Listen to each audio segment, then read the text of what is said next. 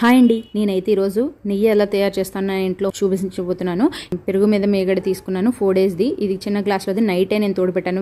Only మేగడ మాత్రం ఇలా తోడుపెట్టుకున్నా చాలా బాగుంటుంది. ఇలా ఫ్రిడ్జ్లో నుంచి తీసిన వెంటనే ఒక లోటాలో కానీ గ్లాస్లో కానీ, అంటే మన దగ్గర ఉన్న మేగడని బట్టి గుంటలాగా ఉంటే బాగుంటుంది. వాటర్ పోయికి ముందర 5 నిమిషాలు చిలికితే సరిపోతుంది. ముందర అయితే వాటర్ యాడ్ చేయకుండా అలా చిలికేసుకోవాలి. ఆ తర్వాత ఒక పావు గ్లాస్ వాటర్ యాడ్ చేసేసుకుని అదే విధంగా ఫ్రిడ్జ్లో పెట్టేసుకున్నాం అనుకోండి, ఆ లోట పైకి అయితే తేలిపోతుంది. నాకు టైం లేక వెంటనే తీసేసినా కూడా చాలా బాగుంటుంది. ఇలా ఒక్కసారి ట్రై చేయండి. అసలు గోదావరి ఎక్కువ రాదు, జిగ్ కూడా చాలా ఎక్కువగా వేస్ట్గా అవ్వకుండా ఉంటాయి.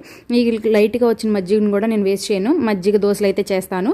అడుగును ఉండే బ్లాక్ పల్ప్ గోదావరి అంటారు ఉండదు కాబట్టి నేను దీంట్లో పచ్చడిగా అప్పటికప్పుడు తాలింపు వేసేస్తాను. దాంట్లో ఆ గిన్నె అలా ఉంచేసి వెంటనే అయితే పప్పు చేశాను, దాంట్లో వేసేసాను. ఇలా చేయడం వల్ల నెయ్యి చేసే ప్రాసెస్లో ఏది వేస్ట్ అవ్వకుండా మజ్జిగ గోదావరి బ్లాక్ పల్ప్ ఉంటుంది. ఈ వీడియో మీకు యూస్ఫుల్ అనుకుంటున్నాను. అయితే కనుక నా ఛానల్ సబ్స్క్రైబ్ చేయండి.